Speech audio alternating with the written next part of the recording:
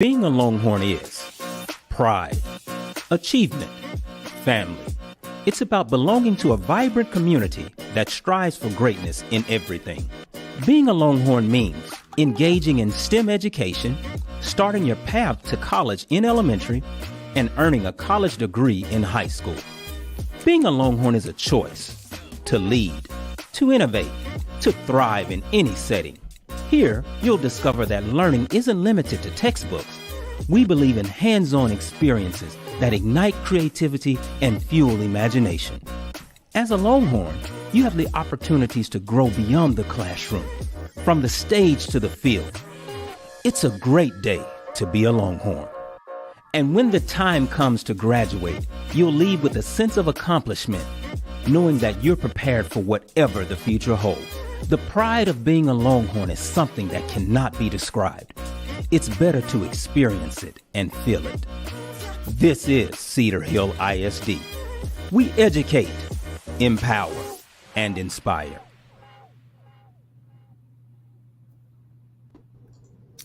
Good evening, Longhorns, and welcome to our virtual community bond meeting. Your presenters for tonight will be Dr. Hudson, our Superintendent of Schools, our Chief Financial Officer, Ms. Carla Settle, our Executive Director of Technology, Mr. Chris Malone, and our Associate Superintendent of Student Services, Mr. Terrence Graham. At this time, we will begin our presentation and give you needed information regarding our May 2024 bond.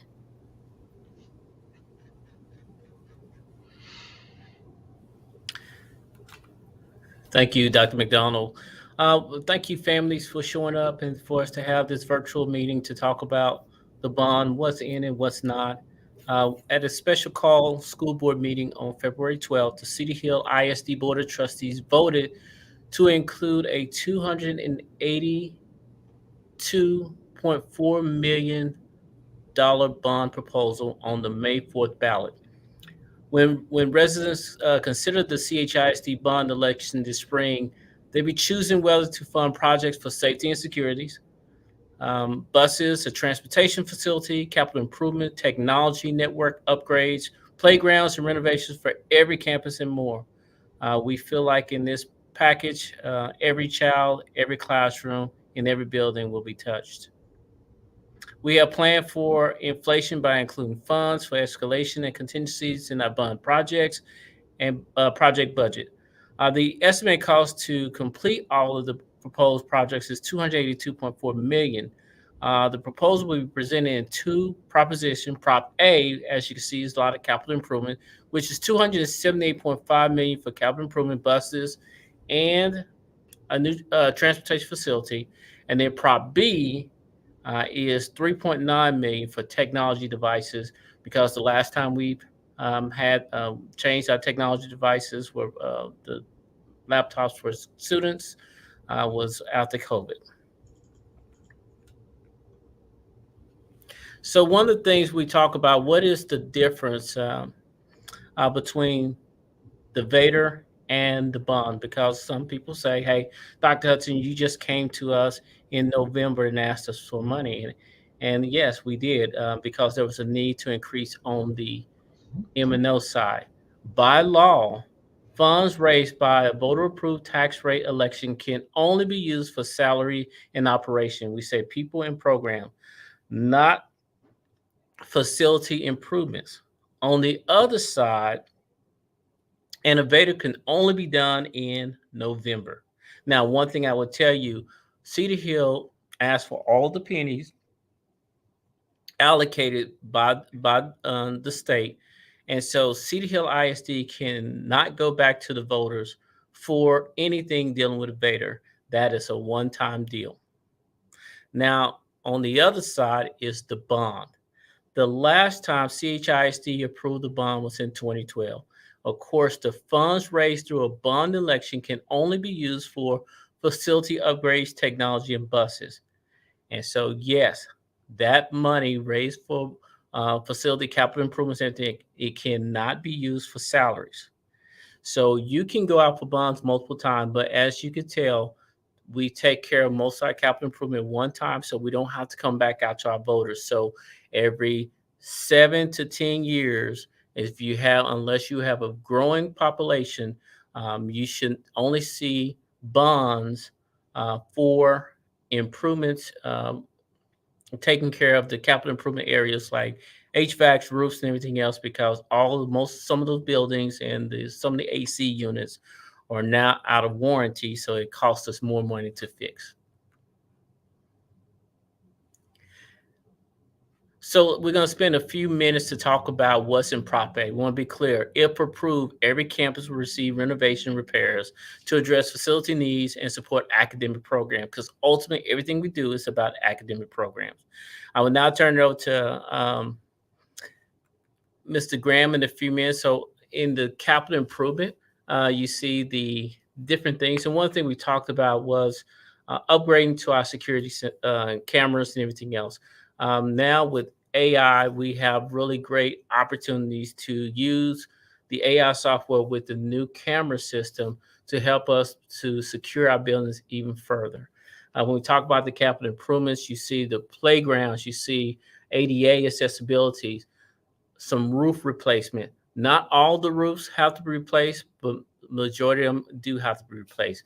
The HVAC system, also modern collaborative furniture for every classroom. That's something that was pushed by Longhorn Futures Committee. We want to make sure that our kids have the right environment so that they can learn. When we surveyed our parents about choice program, they would like to see us expand the fine arts, which came in number one. They want us to, we have an award-winning theater, art, music, and band program at the high school level, but we want to provide our children with facilities that support their dreams and academic goals at the earlier stages.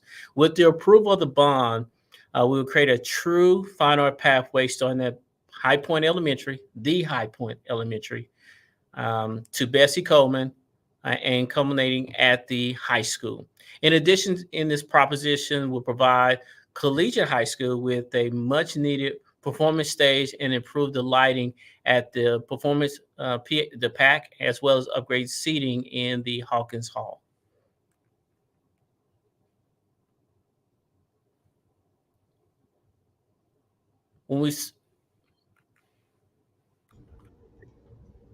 So labor statistics show that there will be an 11% increase in the need for electrical engineering in 2032. We want to make sure our students are prepared to meet the demand by expanding our STEM programs to create STEM pathways.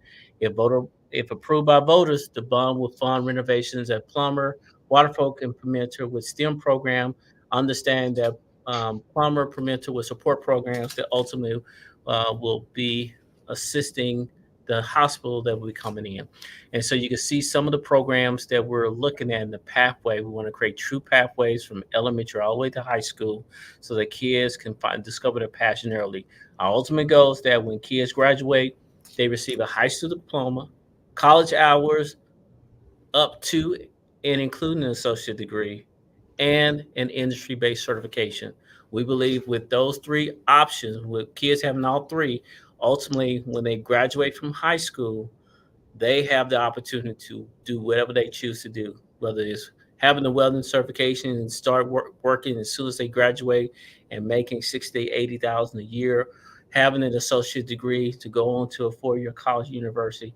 And again, they give them more opportunities that right now it's not costing them anything.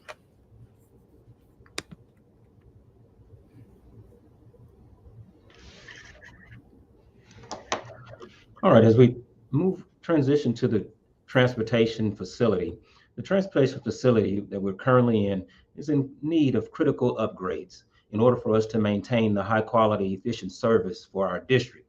Our goal, of course, is to always provide safety and security and customer service and timeliness to all of the students in our district. But in order for that to happen, we need to continue to upgrade the current facility. The current facility is in desperate need of a district fueling station, in ground or above ground. We currently use a wet fueling station, which is costly because we're bringing in fuel to fuel our buses.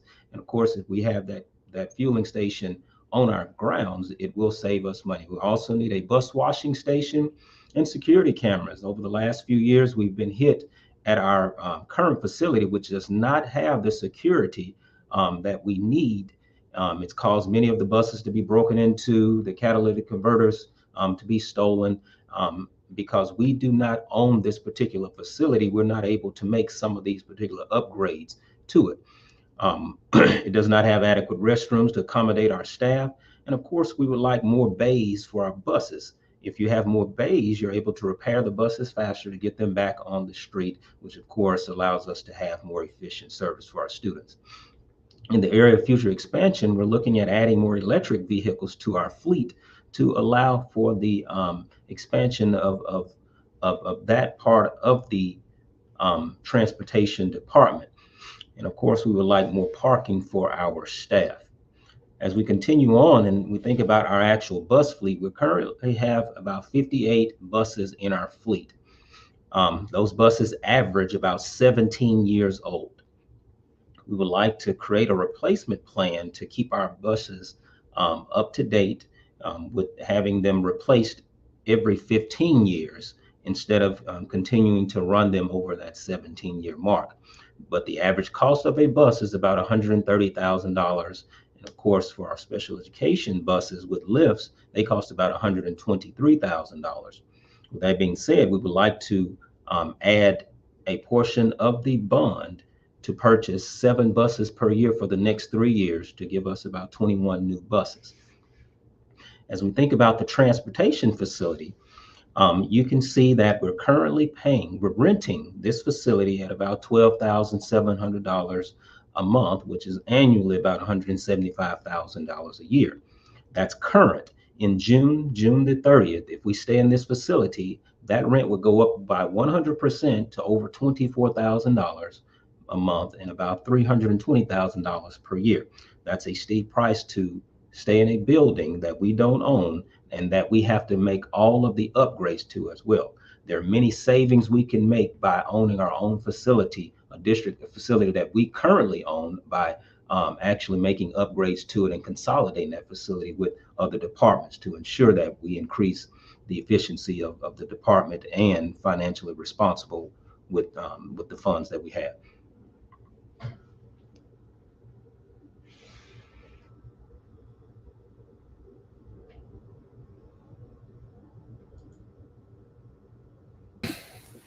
Hello, thank you for joining us. The proposition B is for technology. Our proposition is for $3.9 million, which includes teacher devices. We're looking at laptops for all of our teachers. This will allow the teachers to disconnect from the wall and engage with the students anywhere in the classroom. We're also looking at interactive panels that will allow the teacher to set up shop, so to speak, or invite the students for collaborative engagement anywhere in the classroom with the interactive panels. And then, like Dr. Hudson said earlier, the students haven't had a refresh in their Chromebooks since before COVID. So every classroom will get interactive panels on wheels.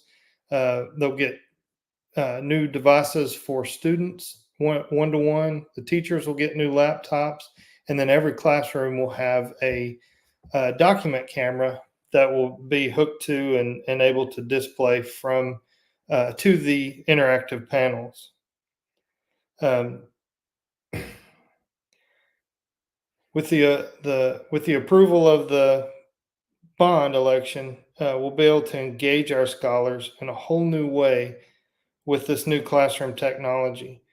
We want to take the scholars out of the traditional sit down and get information learning and into an immersive environment that fosters success. Devices purchased through the bond funds will be paid for with short-term bonds that are paid off between 3 and 5 years. Thank you.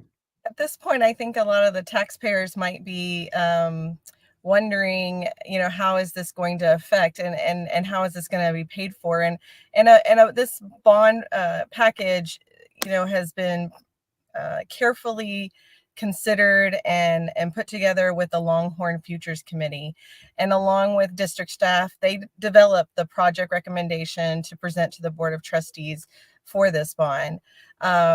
Because of inflation and the project scope and need, the Citizens Committee encouraged the board to add a 0.5-cent tax increase for this bond package. And this 0.5-cent increase gave the district the bonding capacity to fund all the necessary projects in both bond propositions. So we are investing in our current facilities, creating that 21st century classroom experience. We're expanding all the needs for our academic in-demand programs.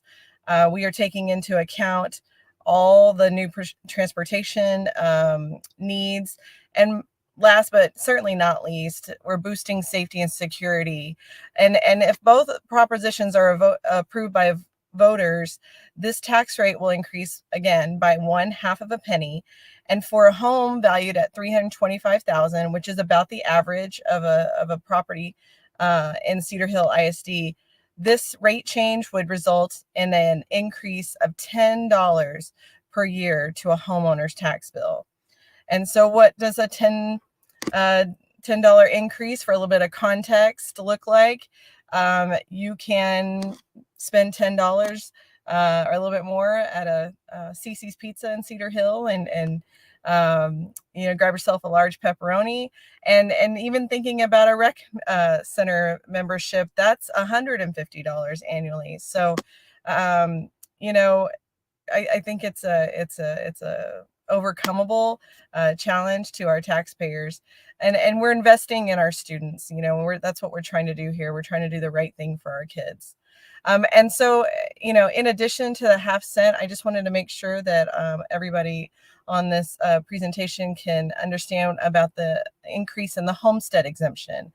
Last November, voters across the state of Texas approved a measure to increase the homestead exemption from $40,000 to $100,000. And so that's what the exemption does is the amount a homeowner can take off the value of a house they live in before it is taxed.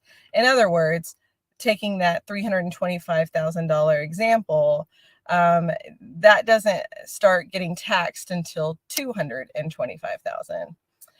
In addition, for our homesteaders that are 65 and older, they continue to qualify for an additional $10,000 exemption that they are already allowed to receive, for a total of $110,000. So those frozen property values, those taxes are still frozen. And the law has been revised to ensure that they can take advantage of this and any future increases to the exemption. Their school taxes are capped rather than frozen, so they can go down, but they cannot go up.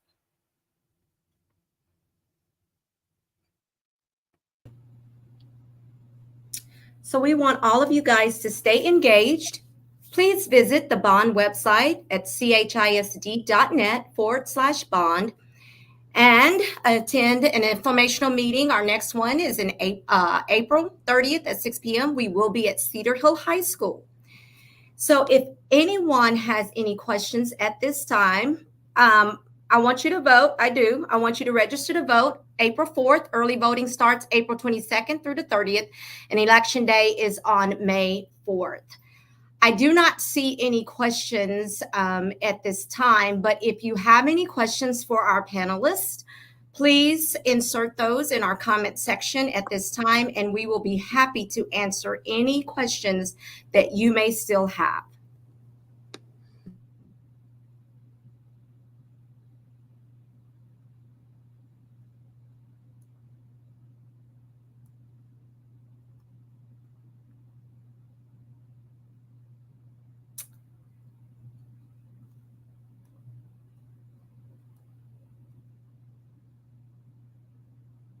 Okay, we do have one question there that is on your screen, presenters. It says, can she explain or break her statement down again? And she being, I do believe that would be you, Ms. Settle, and it's probably regarding the 0.5 cent tax and the homestead exemption.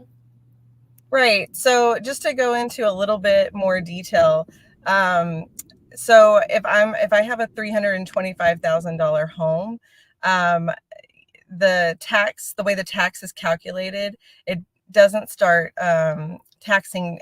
It only takes the $225,000 for the property value to calculate the taxes. And we can nerd out a little bit, and you divide it by 100 because that's the calculation, and then you multiply it by the tax rate. So in previous years, for quite some time, our tax rate for that side has been 0.336 per $100 of property value. This bond proposal would change that to 0.341 per $100 of property value. I hope that helps.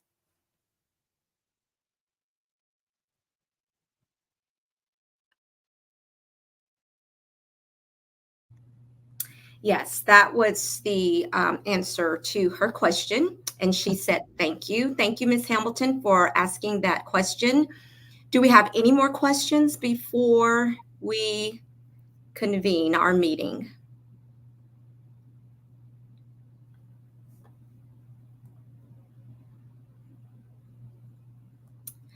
Okay, we want to thank all of our Longhorns for joining us tonight. I do want to thank all of our presenters for taking time out of your schedules tonight to come on and give us valuable information regarding our bond in May. If you have any other questions, please feel free to reach out to us at any time, and we will answer those questions. One more question from Ms. Hamilton. Does this apply to renters? Well, actually, the property owners are the ones that are concerned with the property taxes. I imagine that most property owners wrap up the property taxes in the amount of the rent. But no, renters do not typically pay property taxes directly. Okay, thank you. And at this time, we want to say thank you to all of you guys, and we will be signing off at this time.